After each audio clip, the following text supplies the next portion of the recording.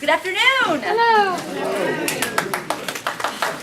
Welcome to our first Community Budget Assembly. I'm really pleased to be here with you today as we explore what community-shaped budgets can look like. I think I know a lot of you here today, but my name is Megan Heiss. You may know me from some Occupy stuff. You may know me from the Portland Central America Solidarity Committee. I work for Labor's Local 483, which represents around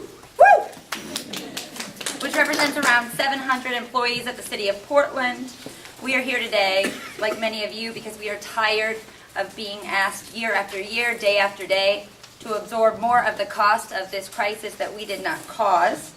We're here to say enough is enough, no more layoffs, no more cutbacks to public services. We are ready for action. And so this Community Assembly is about building our capacity to push back against budget cuts, layoffs, and the termination of programs we care so much about. We want real alternatives to what they call austerity. We know they're out there. And we want to build power to fight together for a better future. We refuse to accept the false claim that layoffs and cuts to public services are necessary. And in light of the rapidly growing inequalities of wealth and power here in the U.S. generally, we are fighting back.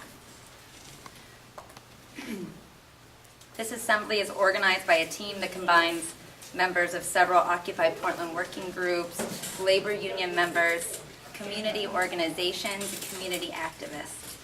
And we can see our planning committee right over there.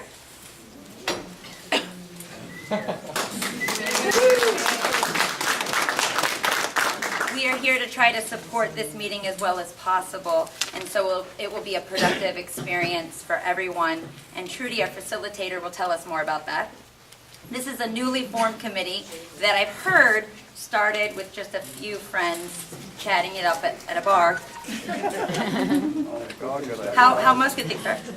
And it's really getting traction, I think, because so many of us see the need to create coalition strength at the grassroots level to bring direct democracy to our public budgets. We, the people, need to be able to decide how we raise our public money and how we spend it. And so we've reached out to many of you, many of the organizations and individuals that have taken a leadership role in advocating for the most vulnerable among us and the 99% in general. We wanted this assembly to be as inclusive as possible of the diversity of struggles in our community. And I think if you'll look around you, you'll see many sectors represented here today. We have some folks organizing in the unhoused community. Do we have some folks from transit riders, transit advocacy? Education? Who here's from a union? All right. Woo! And we'll learn more about that later today. And so now that we're all together, what are the goals for the next few hours? We're not going to walk out of here with a finished line item budget. What we will do today is dialogue, and through that conversation, establish some common priorities for how we want our tax dollars spent. This is our money. We'll also be listening. We each come from a different community and struggle, and our job here today is to find the intersections between our struggles. Where are the links that we can build on? And lastly, based on those shared priorities and those intersections, we will be laying the foundation for future collaboration.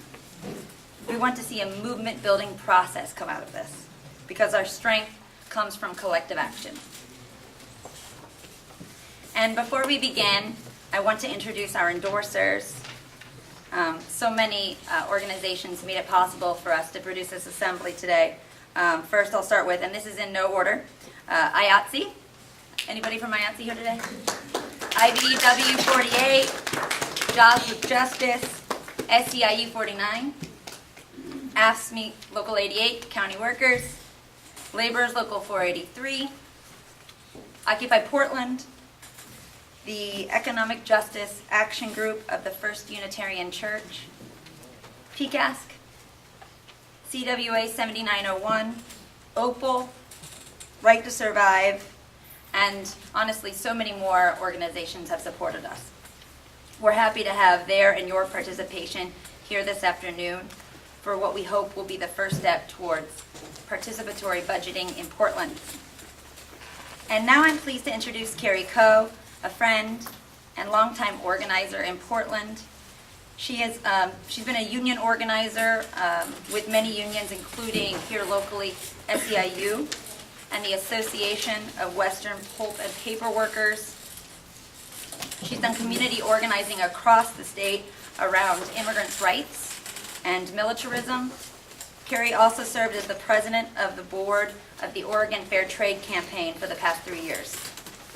Today we have asked Carrie to frame the work we'll do this afternoon in the context of this political moment from the global to the local. And if you'll give me, if you'll help me out and give a hand to Carrie.